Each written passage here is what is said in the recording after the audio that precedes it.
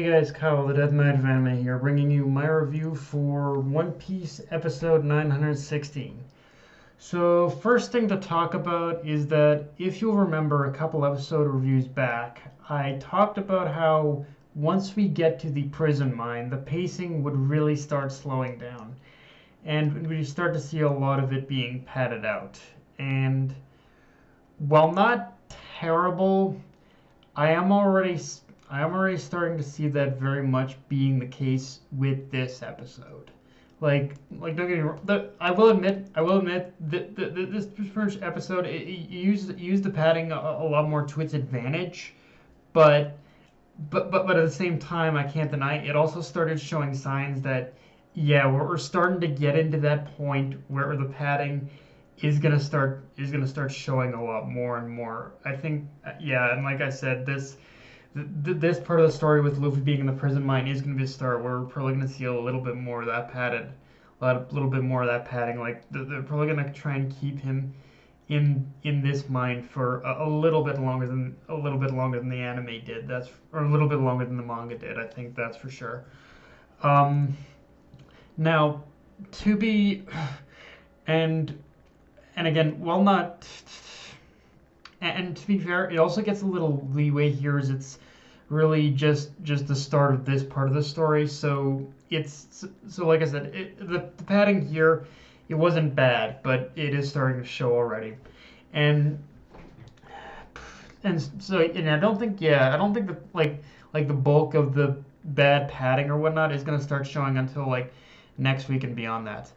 One thing, actually, one thing I definitely will say to the credit of Toei, though, is that with this being the end of Act One, so to speak, it took less time in order for us to get to this point than I thought it would. Like pretty much Toei had even though Toei has a couple rough patches with the pacing, uh, I I was expecting a lot more episodes until we reached like the end of Act One, so to speak. But we're pretty much we're already here in in basically in the 20 episode range. So honestly, that's I have to admit that is kind of an improvement in the sense for me. We can knock Toei for a lot of things, but the fact that we're already at the end of Act One, though, I gotta give him a little props for that. I really do.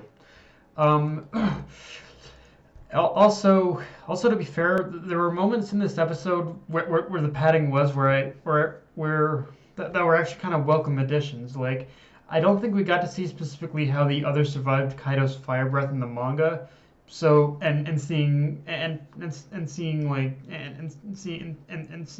like pretty much the and pretty much seeing the pretty much ninja and pretty much seeing pretty much the ninja woman strutter stuff. It shows she definitely is more than a bit of a joke. So like yeah, she even though she's dressed goofily, she does have some legitimate ninja skills. So yeah, there's that too. Um, or another thing is Inuarashi and his musketeers tending to Tama's injuries. And the thing I liked about that scene in particular is the voice actor really captured the rage that Inuarashi holds towards Kaido and Orochi. Just from pretty much what happened to Tama, like someone he doesn't even know about yet. The fact that he can still cause like such rage in Inuarashi shows just how deep his resentment for the current regime of Wano holds true. Like he wants to freaking maul Orochi. You can tell that, and again, the voice actor did an amazing job there. Um, in general, though, I feel that's one thing I do have to give this episode, which is that even if the pacing wasn't great, there were a lot of times where the episode perfectly managed to capture like the tone of this internalized rage that everyone feels towards Kaido and Orochi's regime in Wano, from those being enslaved for labor and like pretty much those who are allied with the Straw Hats. And just like the Dressrosa arc, once you peel back the pretty much veneer, the veneer of the supposedly supposedly peaceful Wano, the corruption is much more easily exposed. Although in this case, even without the veneer being peeled back, the corruption was still a lot more blatant compared to Dressrosa. Like Dressrosa had a little bit more of an excuse as to why Doflamingo was corrupt, but with Wano, it's a little easier to see all the corruption, honestly. um. Now, something Kaido says that I don't think I caught in the manga is that he wants to avoid what's going on in Wano being revealed to the outside. And that's one of those things where you pretty much get it in the sense for Orochi to be worried about something like that.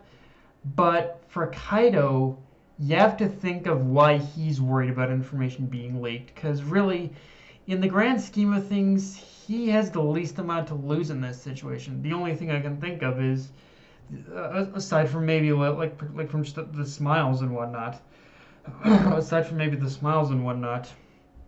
and so I guess in that sense he's worried about losing any more smile production than he already is, but at the same time I think it also kind of goes back to what I said a while ago in my manga reviews, which is that if the government caught wind of everything going on here in Wano, they could use that as a means in order to initiate another Buster Call. I mean, well, let's face facts. One of the people they're dealing with here is Kaido. So really, if things were to get out of hand, the only logical solution to deal with someone that powerful would be to initiate a Buster Call. So it could be he just wants to avoid that situation entirely. But yeah, it is just kind of interesting looking back that he's just as worried about something. He is worried about something like that, honestly. And yeah, let's talk about the major thing that I'm sure will be the main topic of discussion. The one aspect that the majority of the budget for this episode went to. The Straw Hats' reaction faces to Luffy being captured. And like, don't get me wrong, it's one of those things where it was funny in the manga, or fucking hilarious in the manga. Well, like pretty much seeing everyone's reaction faces to Luffy being like in prison. But here in the anime, it's just as hilarious too. But with the anime, I can't lie, there's a little bit of an undertone to the hilariousness, where in the sense that the pretty much way that the art design, the level of the art design and detail that went into those faces is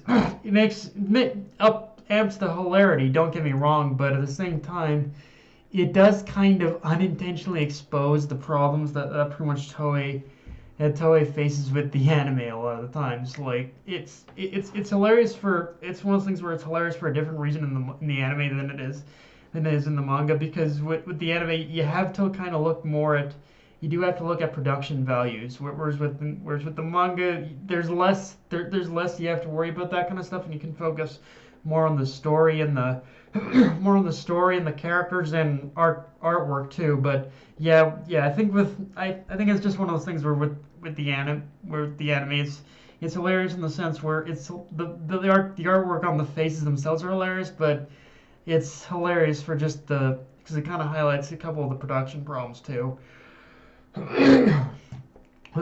And of course, the major thing to talk about with this episode is that we get introduced to a mystery prisoner, and I will admit, a mystery prisoner who ate a poisoned fish. And I will admit, the anime showed a lot more of who this character is than the manga did. But in essence, all you really need to know is he's not human, and he's essentially one of the allies that Kinemon was talking about. The other thing is that Luffy is now a prisoner in the mine, but he also gets thrown into the exact same cell as Eustace Captain Kid. And yeah, from here, things get both kind of hilarious just in the way that Kid and Luffy work off each other, but at the same time, very much insane with the amount of stuff that's revealed through through these two reluctantly having to tolerate each other. Through these two, like a lot of stuff that you think wouldn't be revealed pretty much gets revealed in this in this in this particular portion of the series. Like there's a lot of stuff that pretty much make you eye open a bit, and honestly things that aren't even necessarily revealed yet. So yeah, like just the amount of reveals that we're actually going to get. Yeah, just with this, I'm reminded how insane the reveals are going to get from here. Um, and and and I'm kind of another thing that is also kind of like that's really eye-opening to me is it's actually kind of revealing to me how this is in a way kind of the one point where Kaido unknowingly screwed up by his men putting Luffy in the exact same cell as Kid. Like that in a way is where Kaido's problems like are truly gonna begin really.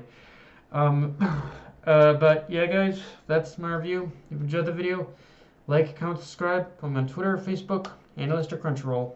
Dead Knight of Enemy, signing off. Later, guys.